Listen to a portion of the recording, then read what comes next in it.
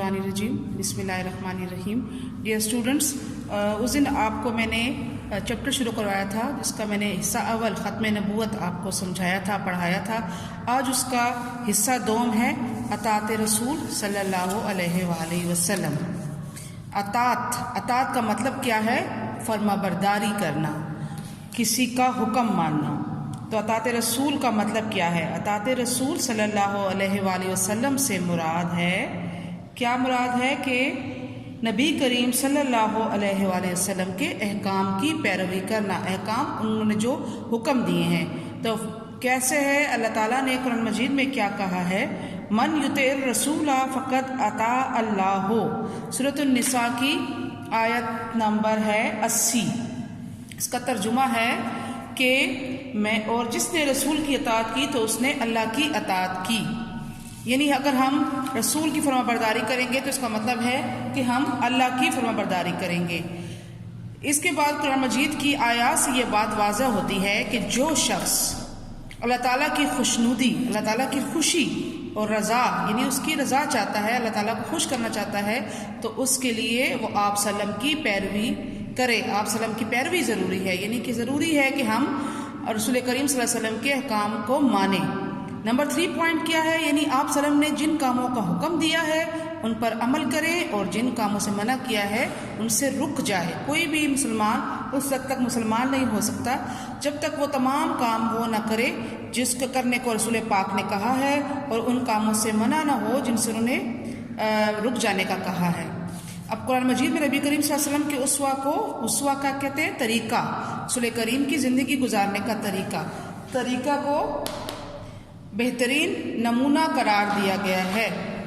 इरशाद रब्बानी है, इरशाद रब्बानी है, अल्लाह ताला का इरशाद है। क्या इरशाद है अल्लाह ताला का? यकीनन तुम्हारे लिए अल्लाह के रसूल की ज़िंदगी में बेहतरीन नमूना है। सूरतुल अहज़ाब की आयत नंबर 21 में अल्लाह ताला कहता है यकीनन तुम्हारे लिए अल्लाह के रसूल की ज़िंदगी में बेहतरीन नमूना है। नमूना क्या? एग्ज़ाम्पल है।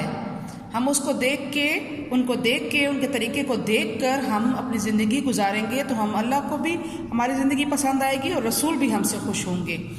फरमान इलाही, अल्लाह ताला का और फरमान क्या है? अल्लाह ताला क्या कहता है इस बारे में? अल्लाह ताला का फरमान है, और जो चीज़ तुमको पैगम्बर सल्लल्लाहु अलैहि वसल्लम दें वो ले लो, और जिससे मना करें उससे बाज रहो, यानी कि रुक जाओ।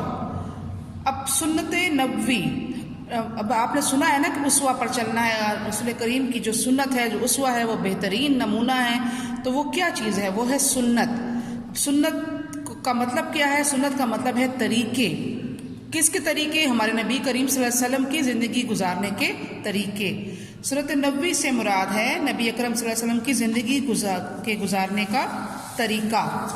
नंबर 2, आप सल्लल्लाहु अलैहि वसल्लम ने अपनी ज़िंदगी में खाने पीने, उठने बैठने, गुफ्तगू करने, लेन देन और इबादत में जो तरीका अख्तियार किया है वो सुन्नत में शामिल है।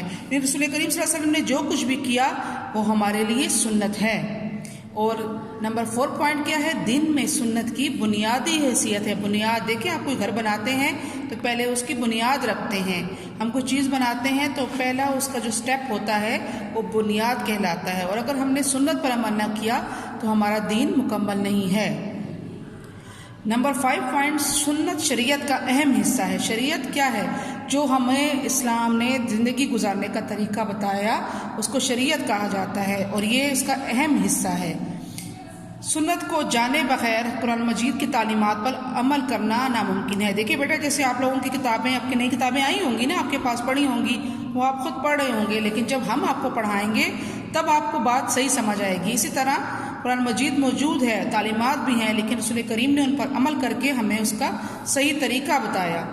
कुरान मजीद में नमाज, रोज़ा, ज़कात, हज और जिहाद का फ़र्ज़ होना बताया है, लेकिन उनकी तफसील और तरीका सुन्नत नबवी से मालूम होता है। सब कुछ कुरान मजीद में है, लेकिन वो कैसे करना है इसका हमें हमारे नबी सल्लल्लाहु अलैहि वसल्लम ने करके बताया। इसी तरह हमें इस चीज़ की समझ आई। इसलिए आप सल्लम के उसवा हसना को अहले ईमान के लिए नमूना करार दिया है। अहले ईमान जो ईमान रखते हैं, जो सही मुसलमान है, वो वही काम करते हैं जो रसूल करीम ने करने को कहा, और उन काम से मना होते हैं जिनसे उन्होंने मना फरमाया है। اچھا، ہمیں عملی زندگی میں نبی کریم صلی اللہ علیہ وسلم کے اسوہ حسنہ پر چلنا چاہیے. عملی زندگی جو ہم نے زندگی گزارنے کے ہمارے طریقے ہیں، اس پر ہمیں نبی کریم صلی اللہ علیہ وسلم کے اسوہ حسنہ بہترین طریقہ، اسوہ طریقہ رسول کریم کے زندگی گزارنے کا جو بہترین طریقہ ہے، ہمیں اس پر چلنا چاہیے. نبی اکرم کی اطاعت و فرمانبرداری کرنی چاہیے، ان کی فرمانبرداری کرنی ہے، ہم نے ان کے تمام احکام کو ماننا ہے. ہر کام کو مکمل کرنے میں سنت نبوی سے رہنمائی لینی چاہیے. ہم نے گائیڈ لائن کس سے لینی ہے؟ سنت نبوی سے. رسول کریم نے اس معاملے میں کیا کیا تھا، جس طرح انہوں نے کیا تھا ہمیں اسی طرح کرنا چاہیے، تاکہ ہمیں اللہ تعالیٰ کی رضا اور دنیا و آخرت میں کامیابی حاصل ہو. ہم تبھی کامیاب ہو سکتے ہیں دنیا میں بھی اور آخرت میں بھی جب ہم رسول کریم صلی اللہ علیہ وسلم کے بتائے ہوئے راستے پر چلیں. فرمان مصطفیٰ صلی اللہ علیہ وآلہ وسلم، رسول کریم صلی اللہ علیہ وسلم نے کیا فرمایا اس بارے میں؟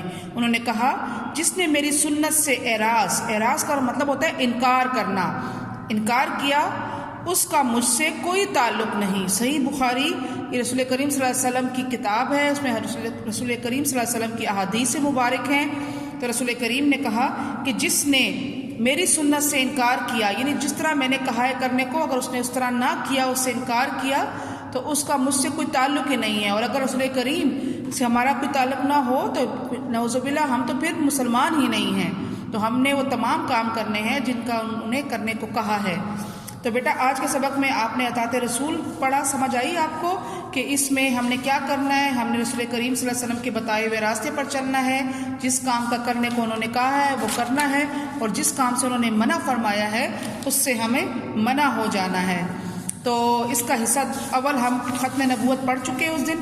آج میں نے اس کو آپ کو اس کا دوسرا حصہ اطاعت رسول کریم صلی اللہ علیہ وسلم کی فرمانبرداری، ان کا حکم ماننے کے بارے میں بتایا ہے. یقیناً آپ کو بہت اچھی طریقے سے بات سمجھ آ گئی ہوگی، اور بحیثیت مسلمان ہم نے رسول کریم صلی اللہ علیہ وسلم کے بتائی ہوئی باتوں پر عمل کرنا ہے، اور ان کے عمل کرنے سے ہی ہم دنیا میں بھی کامیاب ہوں گے اور آخرت میں بھی کامیاب ہوں گے.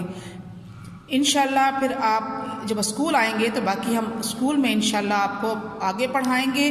تو اب تک جو یہ چیپٹر تھا وہ میں نے آپ کو سمجھا دیا، پڑھا دیا. اللہ حافظ.